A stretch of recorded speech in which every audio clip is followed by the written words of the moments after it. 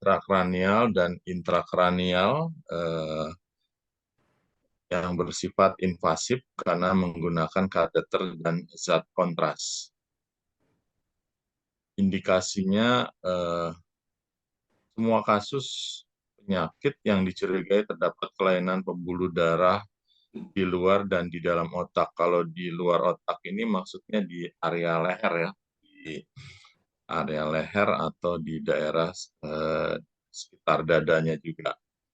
Lalu umumnya yang sekarang paling sering mungkin perdarahan subarachnoid ya, karena pecahnya satu aneurisma, terus kasus transient ischemic attack berulang atau stroke ischemic berulang yang dicurigai adanya penyempitan atau stenosis dari pembuluh darah leher atau karotis. Atau pada kasus-kasus umumnya pasien muda yang terjadi perdarahan otak akibat pecahnya suatu malformasi pembuluh darah, biasanya AVM, dural AV fistula atau AV fistula. Lalu juga ada biasanya kita diminta untuk melakukan embolisasi pada pasien-pasien tumor sebelum operasi reseksi atau pengangkatan. Kontraindikasi yang umumnya yang jadi pertimbangan adalah alergi kontras atau gagal ginjal. Jadi kreatinin di atas 1,5 atau umumnya di atas 2 yang biasanya kita harus pertimbangkan perlu dikerjakan atau tidak. Karena kalau si ginjalnya sudah buruk, jika dilakukan pemeriksaan DSA menggunakan kontras, biasanya fungsinya akan lebih meningkat atau lebih buruk. Maka biasanya harus ada backup darah atau hemodialisa. Ini persiapan umumnya yaitu ronsen dada, hasil CT scan, atau CT angio kontras pada kepala, atau mungkin pasien dengan MRI, MRA, MRV. Lalu pasien umumnya kita EKG, lalu cek lab dasar yang perlu yaitu darah perifer, urium kreatinin, gula darah sewaktu, PTA-PTT, HbSAg, anti-HCV, HIV penyaring. Kadang-kadang ditambah mungkin dengan elektrolit ya. Puasa 6 jam, cukur dan bersihkan daerah lipat paha kanan kiri. Lalu biasanya dimintakan surat persetujuan tindakan. Ya. Di surat persetujuan tindakan biasanya kita cantumkan resiko komplikasi. Untuk tindakan cerebral DSA diagnostik atau spinal DSA diagnostik, kurang lebih resikonya 1% dengan yang tersering perdarahan otak, tromboemboli atau adanya sumbatan, alergi kontras, ya, hematoma groin tuh tempat tusukan biasanya kita menggunakan daerah lipat paha kanan atau kiri, dan yang terburuk kematian ya. Lalu ini tata caranya biasanya dibersihkan dulu area lipat paha kanan kiri setelah pasiennya dibaringkan di mesin DSA, dilakukan pemasangan EKG biasanya, lalu dibersihkan lipat pahanya kanan kiri ya, ada antisepsis, lalu biasanya dilakukan draping atau penutupan dengan kain steril atau yang sudah paket ya, duk yang khusus, lalu dilakukan umumnya anestesinya lokal ya. Kadang-kadang dilakukan juga anestesi umum jika pasiennya terutama gelisah atau tidak fokus.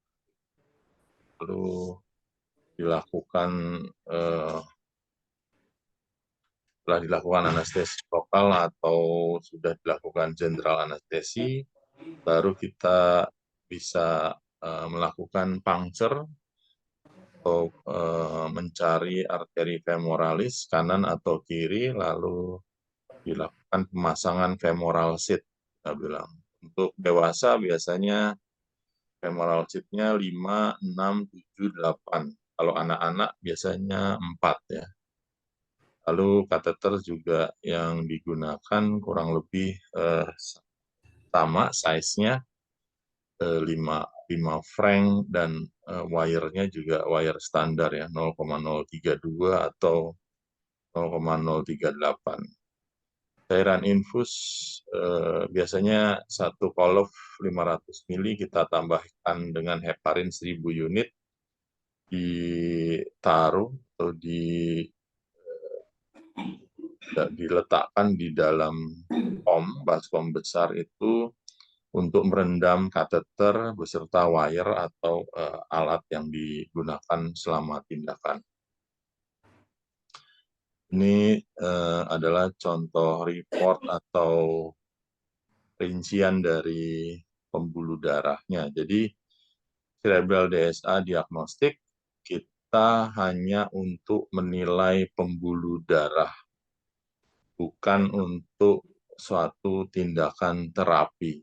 Jadi biasanya yang didapatkan dari reportnya adalah kondisi pembuluh darahnya. Contoh ini BCA atau brachiocephalic artery, angiogram tampak ostium RVA atau right vertebral artery baik, berarti ostium itu lubangnya berarti baik, tidak ada penyempitan, tidak ada umpamanya plak seperti itu ya. Jadi DSA memang tujuan utamanya untuk menilai pembuluh darah, bukan buat terapeutiknya. Right common carotid artery tampak bifurkasio normal, berarti percabangan di leher antara yang ke dalam otak sama yang ke luar pipi contohnya, itu kondisinya baik, tidak tampak penyempitan, trombus, seperti itu. Kalau right external carotid artery tampak normal. Nah, ini yang ke arah pipi atau ke arah wajah. Dia ada beberapa cabang, contoh ke dagu atau ke rahang bawah, terus ada yang ke belakang kepala, ada yang ke pipi samping, nah ada juga yang ke arah mata. Jadi kita harus menilai pembuluh darah itu baik atau tidak, atau ada kelainan atau tidak. Contoh, pasien dengan tumor di bukal atau di mulut akan terlihat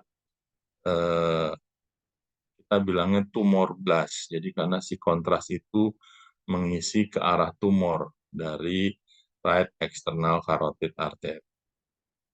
Lalu untuk yang ke dalam otak, right internal carotid artery, angiogram tampak segmen A1 dan M1. Berarti anterior cerebral artery dan middle cerebral artery bagian satunya, cabang pertamanya baik. Tidak ada penyempitan atau tidak ada trombus seperti itu. Ya, karena pembagian pembuluh darah umumnya contoh ACA, anterior cerebral artery itu A1, A2, A3, A4. Kalau MCA atau middle cerebral artery itu M1, M2, M3, M4 sesuai dengan pembagiannya jaring pembuluh darah itu ke jaringan otak yang sisi mana ya. Lalu dilihat anterior communicating artery antara otak kanan dan otak kiri sambungannya tampak atau tidak. Lalu ada posterior communicating artery, pembuluh darah dari otak besar yang ke otak kecil, itu tampak atau tidak. Jadi kita akan menilai pembuluh darah itu sedetail mungkin.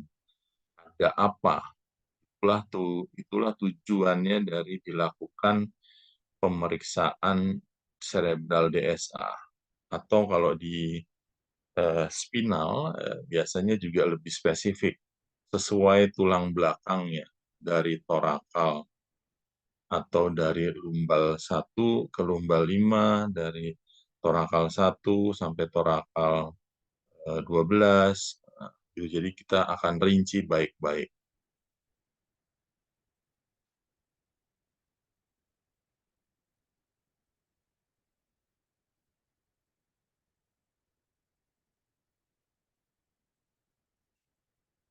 Ya, ini contoh dari eh, angioanatomi pembuluh darah dari arcus aorta, kita bilang aortic arch. Jadi jantung begitu dia memompakan darah akan keluar cabang pertama itu ke lengan kiri, ke otak kiri atau left vertebral artery, lalu ke LCCA atau left common carotid artery yang untuk memperdarahi otak besar kanan, lalu ke cabang yang berikutnya nomor 3 adalah brachiosepalik atau innominata arteri, itu untuk ke otak besar kanan, otak kecil kanan, dan lengan kanan. Makanya tolong mungkin teman-teman fisioterapi juga kalau pasiennya baru datang,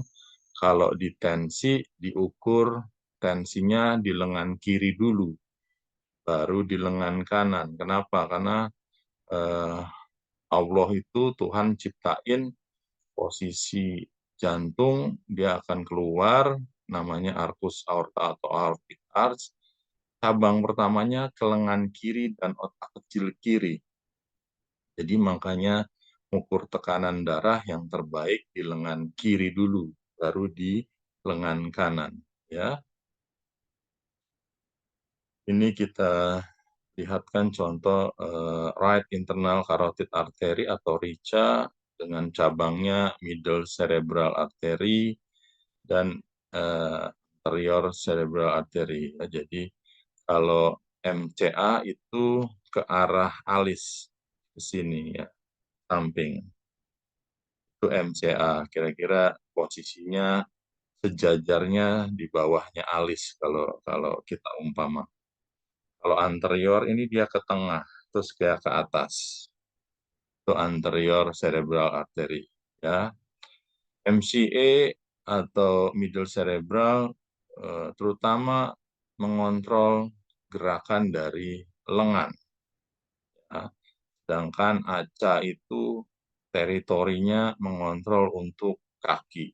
Jadi mungkin kita juga atau tim fisioterapi mungkin harus tahu, mungkin bisa baca di statusnya pasien, umpamanya dia kena sumbatannya, laporannya umpamanya di sisi mana, dia di wilayahnya MCA atau di wilayahnya ACA. Jadi biasanya akan jelas klinisnya mana yang lebih berat, tangan atau kaki. Ya. Ini untuk yang kiri, left, kurang lebih sama. Ini untuk posterior atau vertebrobasilar arteri. Nah, ini pembuluh darah yang eh, untuk memperdarahi otak kecil, batang otak, hingga ke pusat penglihatan. Jadi, kalau ada pasiennya dengan gangguan keseimbangan atau ataksia, kemungkinan memang gangguan stroke-nya di brainstem atau di cerebellum, bisa juga ya. Jadi ini pembuluh darahnya kita lihat. Ini contoh leher, right?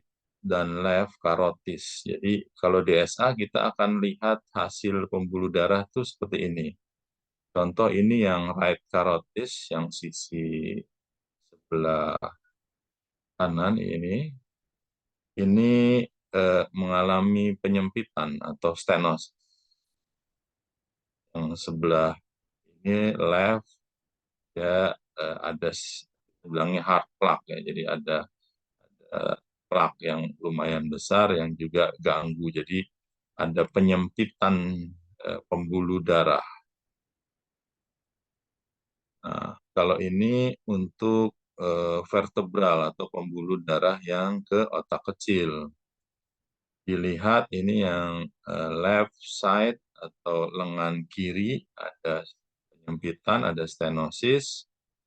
Ya, akan lihat yang sisi kanan juga ya ini kita dapetin ada penyempitan atau stenosis. Jadi DSA tujuannya untuk menilai dulu pembuluh darahnya kondisinya gimana. Nanti baru setelah itu kita pikirkan apakah ini perlu tindakan lanjut atau tidak. Contohnya dilakukan balon dan pasang stent, atau kalau dia fasenya akut, kalau dia tertutup, apakah perlu dilakukan trombektomi atau pengambilan trombus. Nah, ini ada 4 gambar. Ini menggambarkan collateral system atau tim bantuan. Jadi Tuhan atau Allah itu udah ciptain tubuh manusia selengkap mungkin, sebaik mungkin. Makanya dia ciptakan pembuluh darah untuk bantuan. Jadi kalau contoh pertama ini lehernya ada penyempitan, dia bisa mendapat bantuan aliran dari eksternal karotid arteri yang menuju ke mata atau ophthalmic arteri. Lalu dari arteri ophthalmic itu dia masuk ke ICA atau internal carotid arteri, dan akhirnya alirannya naik ke MCA dan ACA. Ada yang seperti itu. Atau kalau di gambar kedua ada sambungan bantuan dari pembuluh darah dari otak kecil atau dari posterior circulation. Dia melalui PCOM-E tadi yang posterior communicating. Jadi contoh umpamanya lehernya ada penyempitan di leher, lalu dia mendapat bantuan aliran darah dari otak kecil. Jadi pasiennya istilahnya masih terlindungi aliran.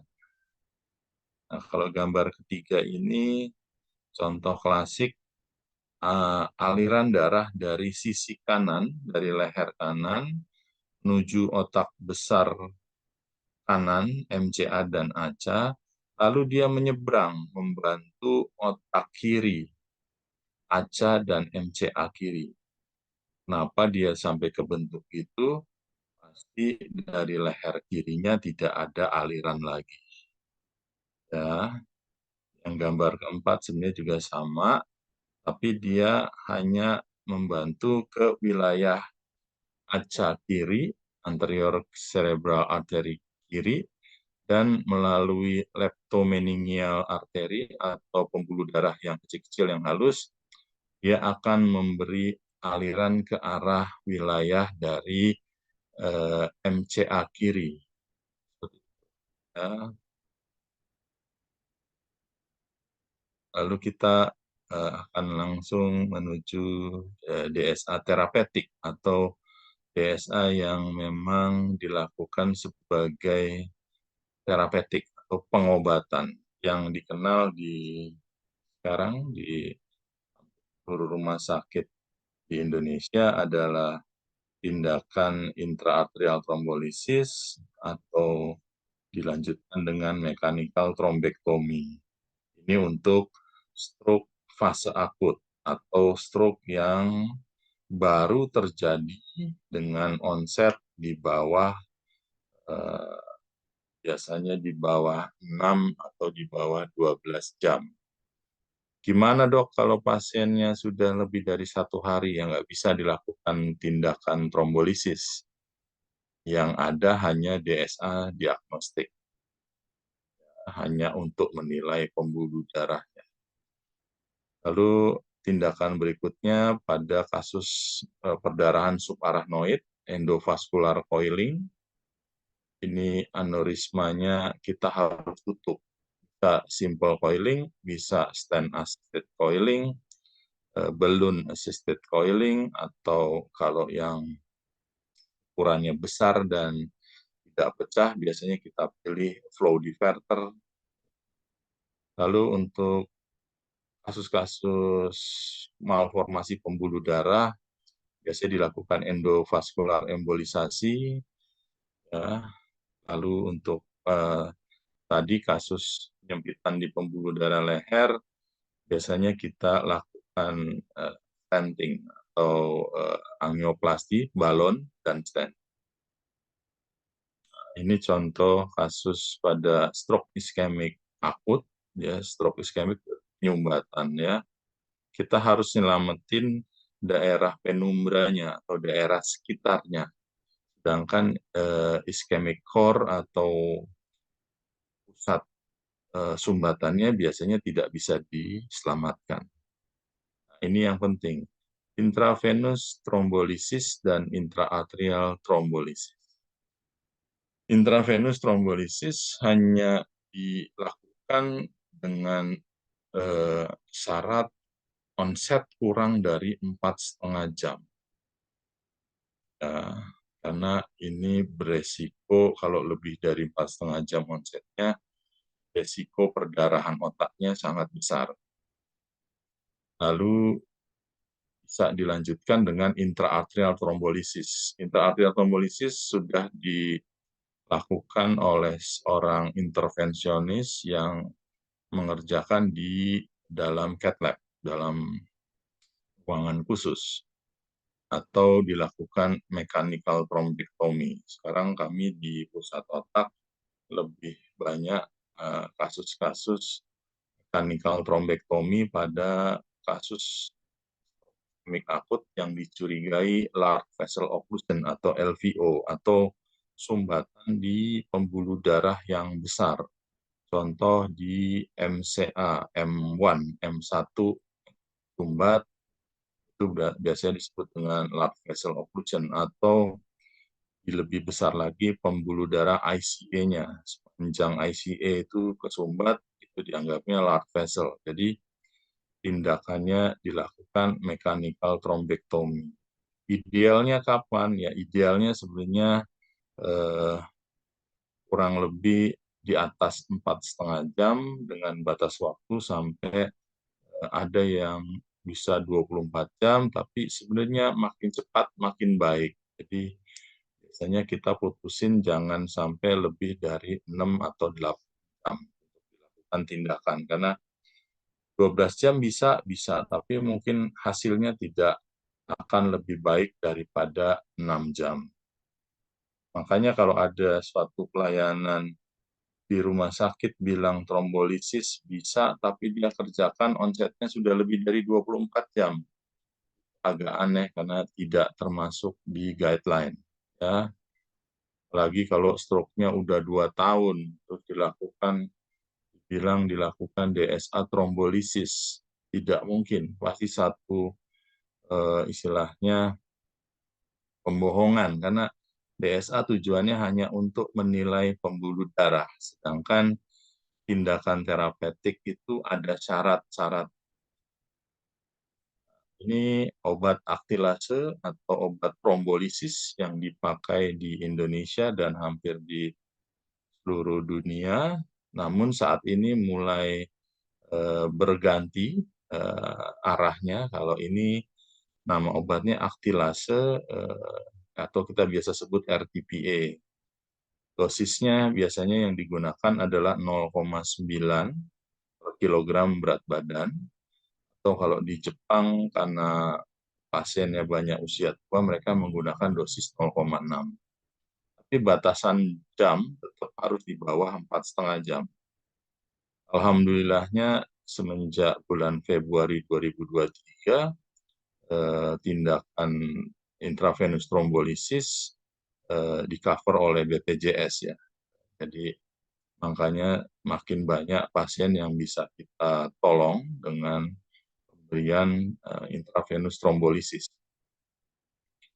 Nah, obat ini sangat kuat untuk menghancurkan trombus, ya. Resikonya perdarahan otak itu yang paling sering jadi, ya. Atau biasanya disebutnya kalau di secara neurologinya kita bilangnya terjadi suatu transformasi perdarahan.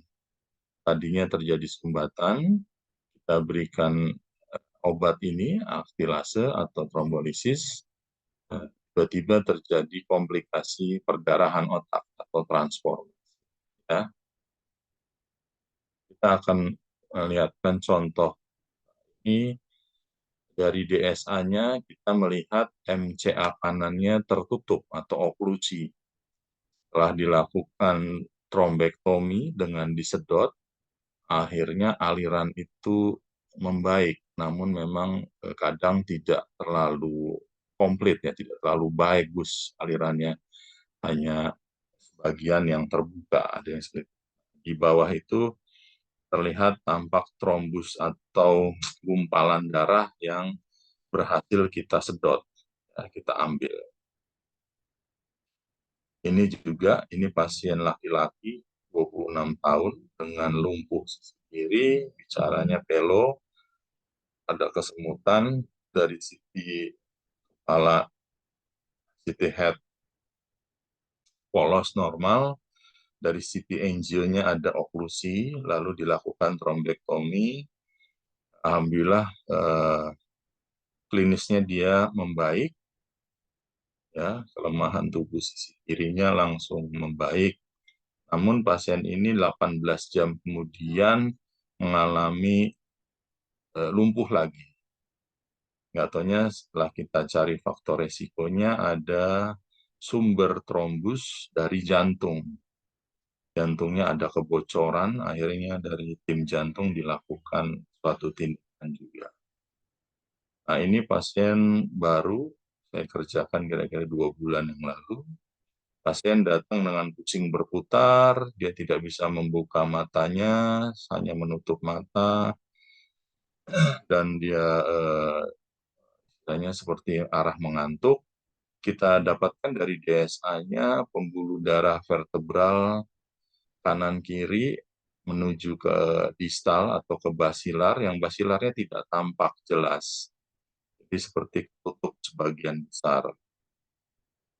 Lalu kita putuskan dilakukan satu trombektomi atau pengambilan trombus dengan cara diaspirasi. Kita dapat hasil seperti ini. Pasien langsung membaik, gerakan bola mata yang tadinya hanya bisa ngelirik ke kiri jadi kembali normal, ya, kesadarannya langsung pulih, tapi memang masih ada kelemahan tubuh sesisi, tidak terlalu berat. Kalau dilihat di sini, ini di tengah-tengah ini ada alat kita, ada cutter yang masih ada terpasang setelah kita sedot. Ya, jadi kalau dilihat ini awalnya pembuluh darahnya ke belakangnya tidak ada aliran, ke ujungnya itu tidak kita lihat kontras mengisi, ya. Jadi kenapa gambarnya ini hitam kan sebenarnya karena kontras itu mengisi pembuluh darah. Ya. Nah, ini habis disedot kita dapatkan aliran ke belakangnya tampak, kontras bisa mengisi, nah, berarti kan darah itu ngalir. Nah, di ujung pembuluh darah ini soalnya itu pusat penglihatan. Kita bilangnya visual kontrolnya di situ, ya. Lalu untuk carotid angioplasty and stenting ini biasanya pasien-pasien dengan stroke berulang atau TIA berulang, terutama pasien-pasien high smoker ya. Biasanya kita dapatkan stenosis atau penyempitan pembuluh darah di leher yang cukup signifikan ya.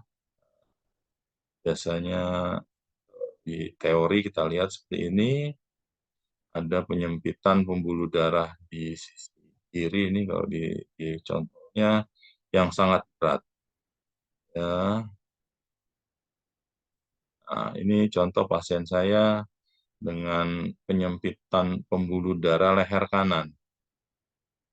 Kalau dilihat pembuluh darahnya sangat tipis, saya kira tinggal hanya ya mungkin 5% lah ya. Lalu dilakukan balon dan pemasangan stent. Jadi kita pasang stent khusus buat leher.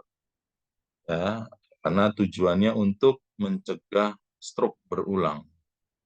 Ya, lalu ini kita dapatkan pasien sebenarnya hanya dengan keluhan sering vertigo, tidak ada kelemahan tubuh sisi. Pada saat awal kita lakukan MRI, MRA pembuluh darah dan lihat jaringan otaknya, terlihat pembuluh darah dari lengan kanannya atau right vertebral artery itu lebih kecil dibanding pembuluh darah yang left vertebral. Akhirnya diputuskan pasien untuk DSA, kita dapatkan penyempitan di ujungnya ya, di ostiumnya kita bilang, di lubangnya, lalu diputuskan untuk di angioplasti atau di balon. Kita lebarin ya pembuluh darahnya biar alirannya membesar. Ini salah satu contohnya, ya. Mungkin nggak terlalu jelas, tapi kurang lebih sama ini untuk di leher. Komplikasi yang ditakutkan pada saat tindakan carotid angioplasty and stenting atau vertebral hanya nomor 2 itu, hiperperfusi sindrom. Kalau yang pertama, stroke periprosedural ini mungkin karena pada saat dibalun kan aliran darahnya ketahan. Jadi ada aliran darah sesaat ke tunda, jadi mungkin ada sumbatan, bisa aja sumbatan atau hiperperfusi sindrom. Nah, hiperperfusi sindrom ini contohnya pada pemasangan pen di leher, kadang-kadang timbul aliran yang berlebihan. Tadinya kan menyempit pembuluh darahnya, habis itu kita balun, kita pasang stent, pembuluh darah itu menjadi lebar. Akhirnya begitu lebar, alirannya terlalu cepat. Akhirnya pasien bisa mengalami stroke perdarahan. Nah, khasnya dari carotid angioplasty and stenting, kadang-kadang tidak terjadi di hari pada saat tindakan. Dia bisa terjadi resiko ini hingga hari keempat. Jadi makanya biasanya pasien-pasien carotid angioplasty and stenting saya sarankan untuk rawat inapnya hingga hari ke-5 atau paling tidak hari ke-4. Kita awasin dulu. Dan biasanya saya minta dari tim fisioterapi jangan terlalu aktif dulu untuk dilatih karena takutnya tekanan darahnya berubah jadi lebih tinggi, aliran itu akan jadi terlalu cepat dan malah bisa mengalami stroke perdarahan. Atau yang paling ditakutin sebenarnya restenosis ya, tapi restenosis ini sebenarnya kasusnya jarang, jadi terjadi penyempitan ulang di titik yang sudah kita lebarkan dan kita pasang stent. Nah, lalu juga ada kasus namanya intracranial atherosclerotic disease atau atherosclerosis di otak. Jadi pembuluh darahnya kalau dilihat MCA ini dia lebar, nyempit, lebar, nyempit. Nah itu jadi kalau yang kasus ini biasanya kalau saat ini kita ada dua pilihan. Satu, suboptimal angioplasti. Jadi dibalun tapi tidak terlalu maksimal atau tidak dibikin optimal penuh, tidak. Jadi dibalun umpamanya hanya diharapkan stenosisnya berkurang, gitu, istilahnya jadi lebih lebih sedikit saja, bukan komplit, karena ditakutkan kalau kita angioplasti atau ngebalon dia terlalu hebat, nanti malah pembuluh darahnya pecah atau akan plak-plaknya itu akan lepas, ya. Terjadi suatu stroke baru yang ditakutin itu. Contoh ini menggunakan stent wingspan, jadi ada penyempitan pembuluh darah di basilar dari vertebrobasilar, lalu dipasangkan satu stent namanya wingspan yang menjaga agar aliran pembuluh darah itu tetap lebar dan tetap baik. Desa terapeutik berikutnya ini embolisasi, terutama pada kasus malformasi pembuluh darah, ya, terutama karena AVM yang paling sering, dural AV fistula atau AVF. Ya. Ini contoh pembuluh darah AVM atau malformasi, pasiennya mengalami pecah lumpuh sisi kanan dan bicaranya pelo. Ini kami buat dulu di PON sekitar tahun 2017 atau 2018. Pak, dia dilatih fisioterapi, saya ingat latihan berjalan pelan-pelan sampai dia sudah mulai baik. Akhirnya pasien dapat membawa sepeda, bisa istilahnya olahraganya ya. Cuma 6 bulan setelah tindakan ada timbul kejang, axial seizure ya. Timbul kejangnya setelah 6 bulan. Lalu ini embolisasi untuk tumor, biasanya tumor-tumor yang mau dilakukan operasi oleh bedah saraf, atau kalau ada kasus yang dari daerah pipi, biasanya oleh THT, kita lakukan embolisasi. Seperti ini. Lalu yang terakhir, tindakan DSA terapeutik coiling. Kasusnya pada perdarahan subarachnoid, ya. Mungkin teman-teman sejawat fisioterapi ingat akhir tahun lalu ada artis yang mengalami perdarahan subarachnoid, Mas Indra Bekti. Ya, saya lakukan coiling, kita lakukan coiling mirip seperti ini. Jadi di posisinya di ECOM aneurismanya, kita isi dengan coil, kita tutup, jadi mencegah perdarahan ulang. Atau ini pasien juga di ECOM, ibu-ibu tapi sudah tua, 75 tahun, kita tutup dengan coil, kita harapkan dia tidak pecah ulang lagi. Ini juga ibu, ingat saya, tapi ini posisi aneurismanya agak lebih tinggi, jadi kalau kalau ECOM ini kira-kira di sini antara alis kanan sama alis kiri, ya. Ini pertemuan kanan sama kiri, ECOM. Nah, tapi untuk kasus yang ini kita bilangnya distal aca, ya, karena dia agak lebih tinggi di sini. Dia biasanya kecil, bentuknya biasanya mungkin kalau ini biasanya yang fisioterapi perempuan tahu kali, sarangeo ya, biasanya love. Nah, bentuk aneurismanya paling sering kayak gini, karena dia di tengah-tengah.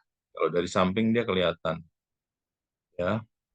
Ini biasa kita bisa coiling. Nah, lalu yang jarang sebenarnya yang posisi seperti ini di belakang. Ini pasien saya masih ingat karena pasiennya umurnya 12 tahun, jatuh, ditemukan jatuh, dianggapnya karena main kepalanya kebentur, nggak taunya karena aneurismanya pecah. Ada teknik aneurisma yang coiling aneurisma yang agak lebih complicated, ini dengan stent assisted. Jadi kita dengan stent baru dilakukan coiling. Ini ada pasien kita kira-kira 5 bulan yang lalu, posterior communicating artery TICOM. Kita pasang stent dulu, jadi kalau lihat ada bayangan putih di bawah ini, kalau yang hitamnya itu coilnya, yang bawah itu stentnya. Posisinya seperti ini. Nah, ya. Atau pada kasus aneurisma unrupture, kita lakukan 3D, semua aneurisma kita lakukan 3D, nah kita dapatkan aneurisma besar seperti ini, unrupture, tidak pecah, kita lakukan pemasangan flow diverter. Jadi kalau bisa dilihat, mungkin nggak terlalu jelas, ini ada stand-nya, kita pasang untuk biar si aneurismanya kuncup kemudian hari. Atau nanti biasanya 6 bulan dia akan menghilang, mengecil. Jadi tidak perlu di coiling, tapi dia hanya dipasang stand yang khusus, yang sangat spesial karena masangnya juga sulit. Ya, terima kasih dari saya, itu aja untuk semuanya. Kembali ke Mbak Feby, silahkan. Assalamualaikum warahmatullahi wabarakatuh. Waalaikumsalam warahmatullahi wabarakatuh. Wah, menarik sekali ya penjelasan dari Dr. Bambang. Terima kasih Dr. Bambang atas penjelasannya. Semoga ini menambah hasanah keilmuan kita terkait penegakan diagnosa pada kasus pembuluh darah dengan DSA. Di mana tadi dikatakan oleh Dr. Bambang bahwa DSA diagnostik digunakan untuk menilai pembuluh darah.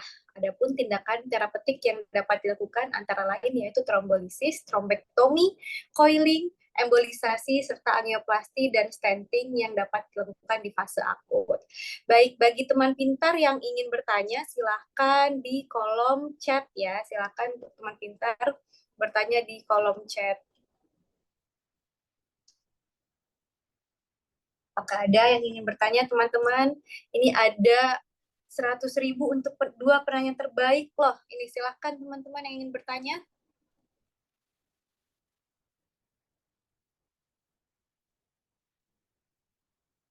Masih kita tunggu.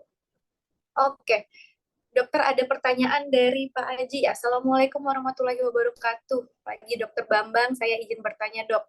Tindakan cerebral DSA apa saja yang di cover sama BPJS Kesehatan selain diagnostik cerebral DSA dan IV trombolisis? Ya. Terima kasih atas pertanyaannya. Jadi per Februari 2023, alhamdulillah ada perubahan dari kebijaksanaan di Kemenkes bahwa tindakan DSA terapeutik untuk stroke iskemik akut, yaitu trombektomi, di cover oleh BPJS. Ya. Tapi tetap biasanya untuk kasus-kasus yang dicurigai large vessel occlusion.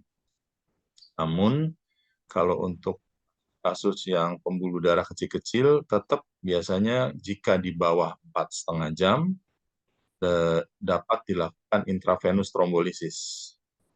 Lalu tindakan kedua adalah simple coiling atau coiling aneurisma yang istilahnya dapat dilakukan secara sederhana, hanya menggunakan coil, bukan dengan bantuan stent atau flow diverter. Itu yang jadi masih belum semuanya di cover.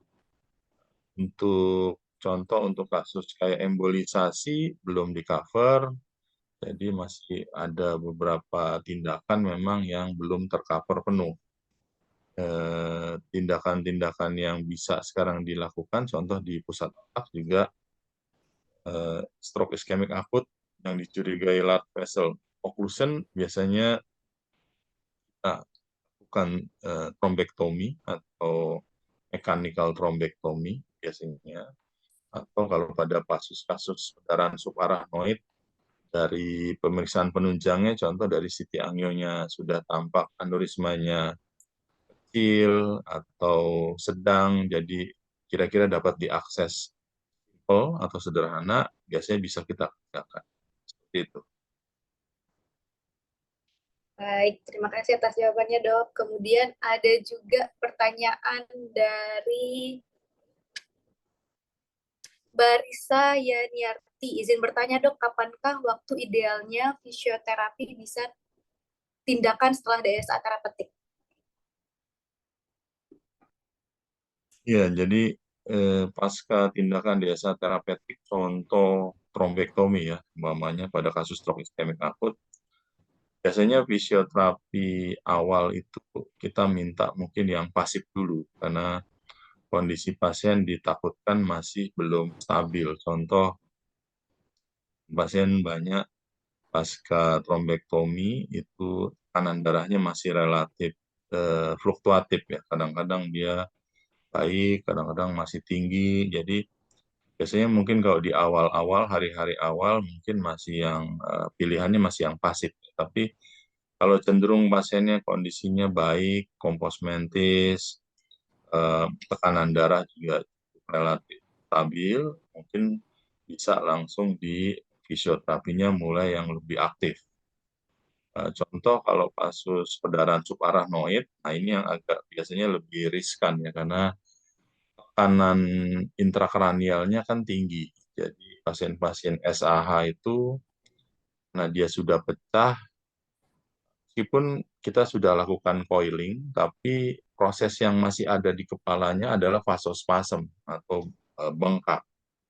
Jadi memang biasanya kita minta visionya itu mungkin lebih ke pasif ya, atau mungkin kalau fokusnya umpamanya contoh menghindari eh, pneumonia ya, mungkin dari chest visionya lebih diutamakan dibanding yang ekstremitasnya. Umpamanya seperti itu. Karena kalau pada perdarahan subarachnoid memang biasanya kita lebih lebih awasin baik-baik karena bengkaknya itu, vasospasmnya di kepala itu belum beres karena nanti biasanya pasien baik kelihatannya tiba-tiba masuk minggu kedua pasiennya mulai penurunan kesadaran karena gangguan dari elektrolit. Kalau di perdarahan subarachnoid sering seperti itu. Jadi makanya kadang-kadang fisioterapinya nggak bisa terlalu efektif ya. Jadi biasanya kita agak lebih menunggu untuk kasus-kasus perdarahan. Iskemik sumbatan kan biasanya earlier ya, lebih cepat awal. Jadi terapin mobilisasi pasiennya juga cukup baik.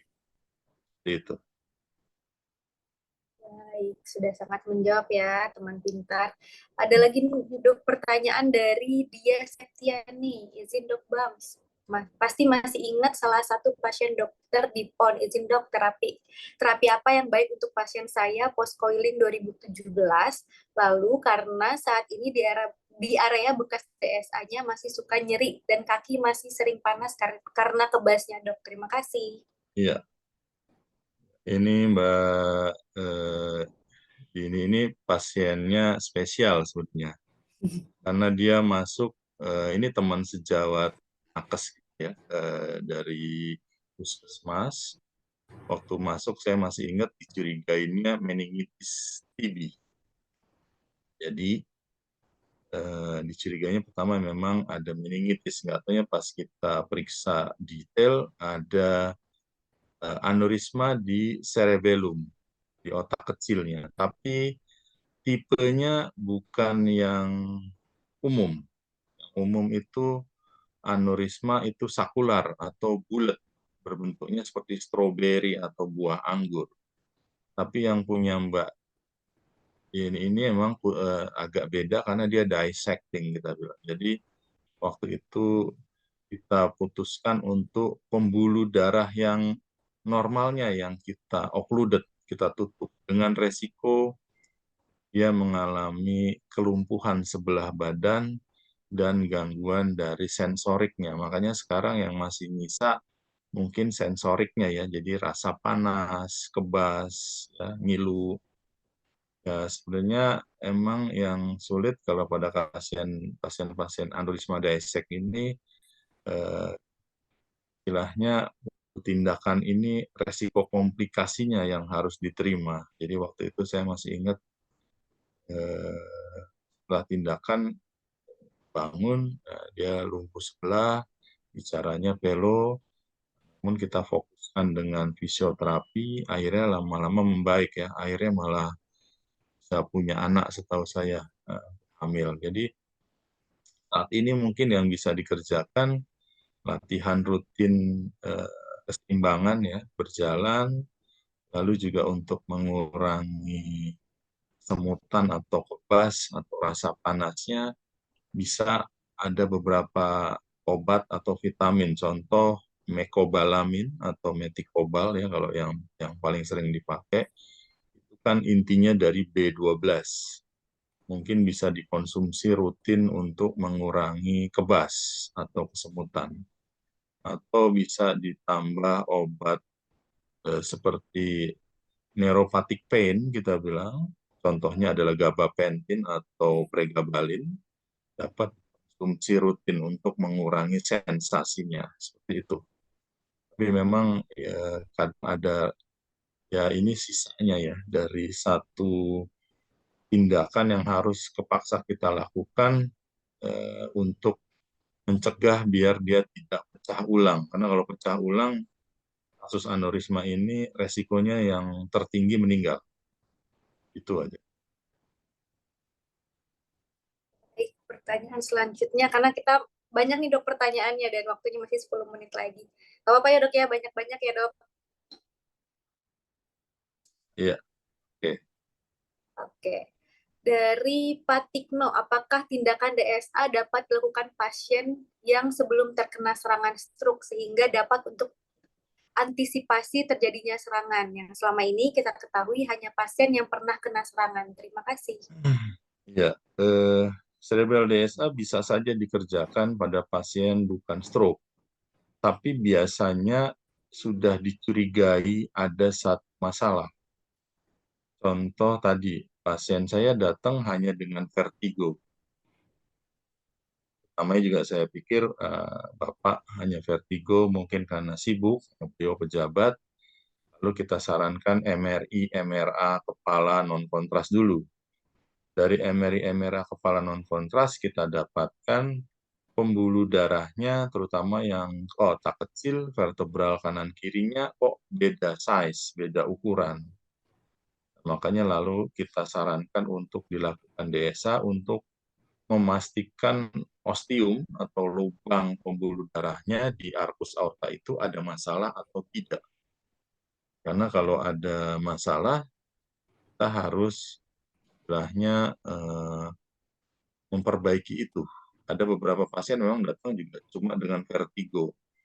Begitu dilakukan DSA, kita temukan nggak taunya ostium dari vertebral kanan atau kirinya ada stenosis, ada penyempitan. Biasanya kalau sesudah itu kita temukan kasus stenosis, biasanya kita sarankan untuk dilakukan angioplasti atau balon ya, kita balun, plus minus bisa di stenting atau tidak. Jadi biasanya kita mencegah jangan sampai benar terjadi satu stroke bisa, tapi tujuan utama cerebral DSA tetap hanya menilai pembuluh darahnya itu gimana sih, masih bagus atau tidak, atau dia ada kelainan atau tidak. Karena biasanya memang, eh, terduganya itu pasti dari pemeriksaan penunjang sebelumnya. Contoh MRI, MRA, non kontras itu kalau yang mesin MRI, atau mungkin pasien, medical check up dilakukan USG, karotis leher. Biasanya bisa ditemukan satu penyempitan ya, terutama mungkin pada kasus-kasus pasien high smoker. Biasanya pasien-pasien dengan rokok rokok berat, memang dia umumnya menyerang pembuluh darah terutama di leher ya. Nikotinnya itu ngerusak di dinding pembuluh darah. Seperti itu. Baik. Pertanyaan terakhir nih dok, satu lagi. Dok, izin bertanya untuk keadaan stenosis ostium LVA 50% itu disebabkan oleh apa? Dan apakah indikasi pemasangan stent? Lalu untuk pemasangan stent itu diindikasikan seperti apa ya? Terima kasih, Dok. Iya, biasanya terjadi stenosis banyak faktor. Biasanya contoh kolesterol, kadar kolesterol yang tinggi. Jadi LDL itu saat ini saya hanya menyarankan kalau bisa memang di bawah 100 nilainya LDL ya.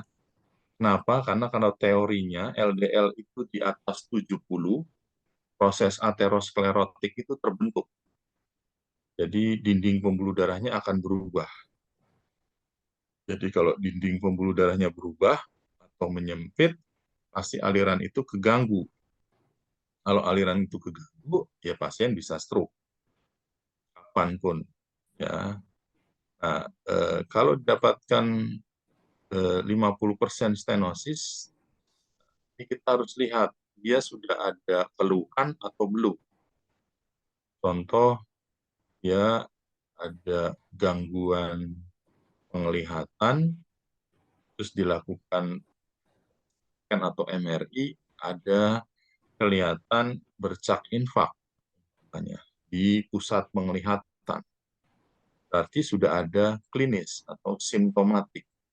Dari DSA didapatkan ostiumnya menyempit, ya berarti dia harus dilakukan tindakan lebih lanjut, angioplasti plus minus stentingnya.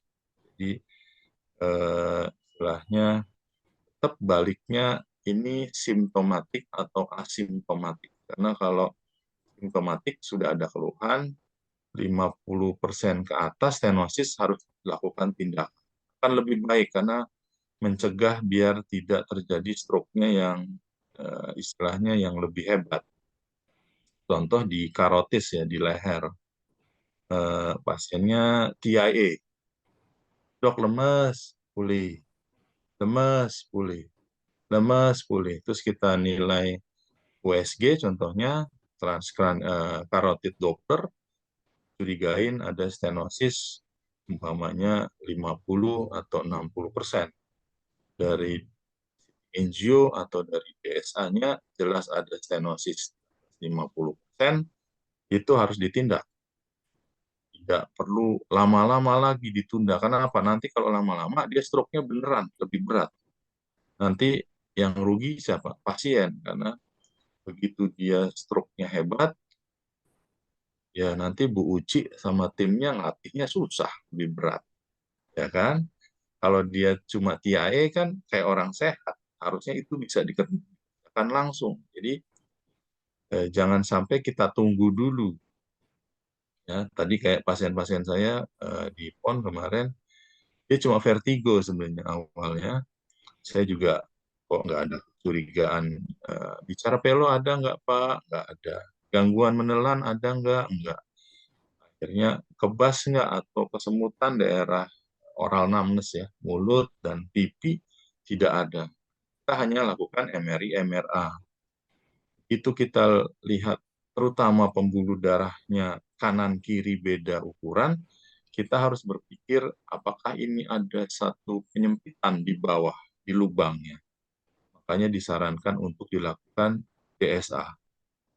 Dari DSA-nya akan kelihatan jelas, karena kalau memang dia ujungnya atau ostiumnya menyempit, mau nggak mau itu harus kita amankan, kita balun biasanya.